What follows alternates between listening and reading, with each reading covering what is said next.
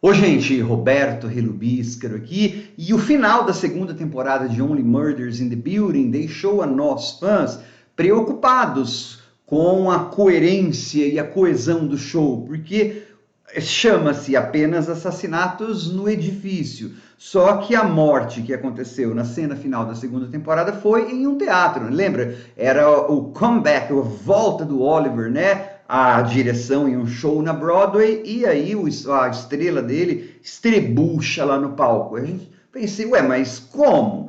Bom, resolveram esse problema, que na verdade era de propósito, né? Não foi erro da série. Ninguém ficou preocupado, na verdade. Mas, antes de continuar, gostaria de convidá-los a se inscreverem no canal Robertando, curtir os vídeos, compartilhá-los, agradeço bastante. Os roteiristas dessa série são ótimos, então no primeiro episódio dessa terceira temporada, eles, assim, corrigem a rota, né? E aí a morte vai ser no prédio, né? Espetacularmente feita no prédio. E, claro, os nossos três detetives amadores, podcasters, né? Eles vão presenciar isso e aí começa a investigação que tem como pano de fundo a produção ainda então da peça teatral do Oliver, só que daí eles vão mudar de gênero. Continua sendo policial, mas vai ser um musical policial que a história é sobre um assassinato que tem como testemunhas três bebês. Atentem, né, para o tema da maternidade e da paternidade. Ele está presente em várias camadas nessa temporada, tá? E vai ser importante para algumas coisas. Bom, não vou falar mais nada a respeito disso, tá? E existe uma convidada muito ilustre, né? Porque uma das atrizes que vai fazer parte do elenco dessa nova produção aí do Oliver, do musical, é interpretada pela Meryl Streep, que assim, é um problemão você colocar a Meryl Streep numa série de televisão, hein? Assim, você colocar a Meryl Streep em um show, né, onde você já tem 2 temporadas, e ela vai ser convidada especial. Por quê? Porque ela come cenas, né? A tendência ela é muito grande, e ela sabe que ela é muito grande, e ela é muito boa, e ela sabe que ela é muito boa, e ela não é sutil, assim, ela não precisa ser. Só que os roteiristas foram muito espertos, eles usaram tudo isso a favor da série.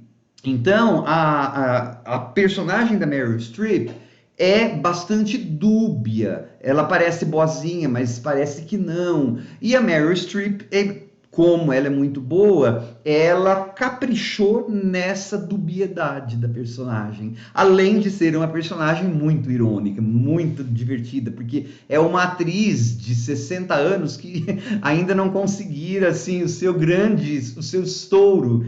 Imagina, né, a Meryl Streep fazendo esse tipo de papel. E ela, claro, né, ela tá assim, over the top, ela tá exagerada, mas é uma escolha estética. Por quê? Porque o show é tudo exagerado, né? Ele é uma farsa. Veja, inclusive, os grandes interiores, né, os papéis de parede. Tudo é grande, tudo é over, as cores são over. Parece, às vezes, coisa daquele cineasta lá do Wes Anderson, lembra um pouco, né? Os papéis de parede, tudo bem feito. E aí tem, além claro, da investigação que a gente sempre gosta, você tem como pano de fundo a produção de um musical na Broadway. Então você vai ter isso colocado dentro do própria fábrica do mistério, né? Do próprio tecido do mistério.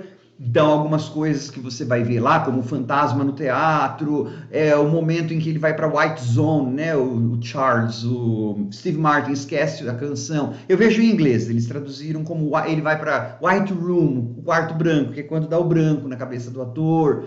Eles estão trabalhando com jargões teatrais mesmo que acontecem, né? Todo teatro que se preze tinha ou tem um fantasma. Então, eles estão brincando com isso. Porque o tipo de assassinato, né, que tem nessa série, é o que chamamos de cozy mystery. É um daqueles mistérios fofinhos. Na verdade, é tipo rir da morte para a gente não ficar pensando muito na inevitabilidade dela para todos nós. Então, por isso que a gente, de vez em quando, precisa de alguns shows que a gente dê risada. São mortes fictícias, tá? E aí você vai ter aqueles usual suspects, tá? E aí, nessa temporada, é que a gente vê como que a química entre aqueles dois baby boomers, né? O Charles e o Oliver são setentões. A personagem da Selena Gomez é uma millennial.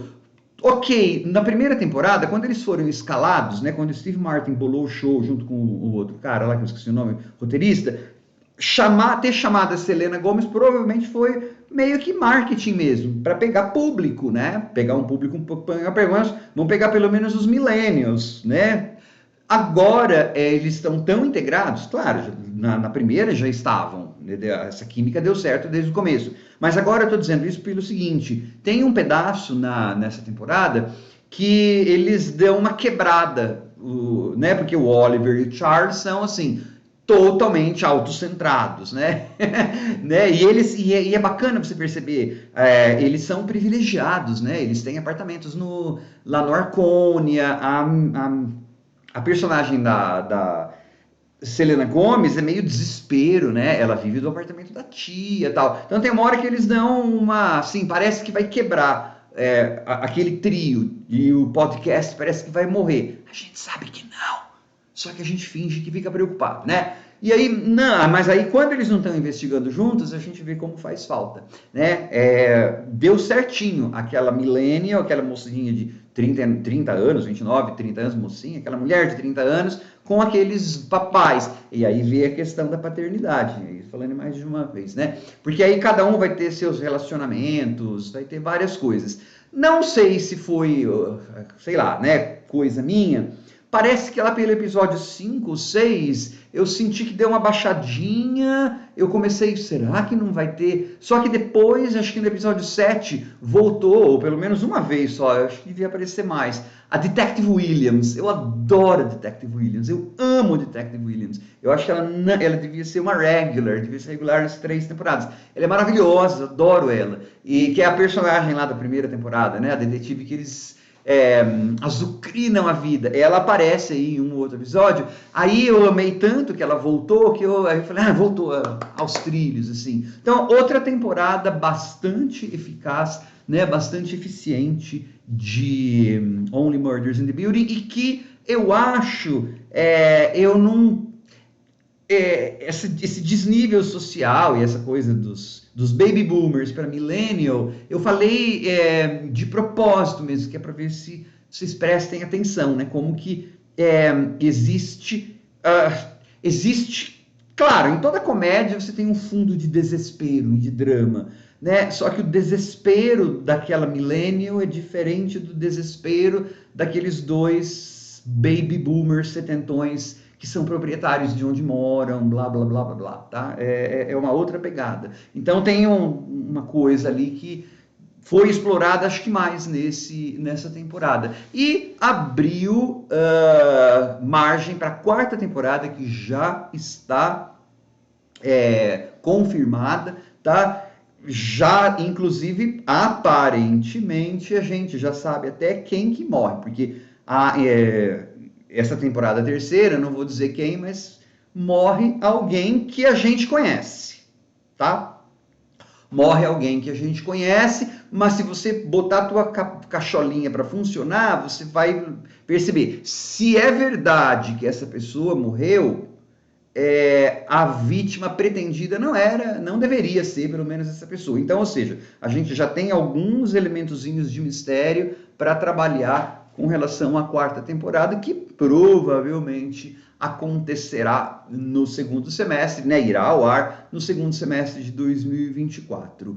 Oremos e aguardemos para que seja ótima, como as 3 outras temporadas, né? Essas 3 de Only Murders in the Building. Amo. E sei lá, se necessário dizer, se as pessoas se importam, mas o meu personagem favorito continua sendo o Charles, continua sendo o Steve Martin. Quando ele aparece em cena, eu não consigo olhar para nada, a não ser as reações, né, como que ele reage quando as outras pessoas estão falando, como é que a cara dele está fazendo. Acho, assim, genial o trabalho dele como criador da série e como o Charles. Adoro Only Murders in the Building. Tchau.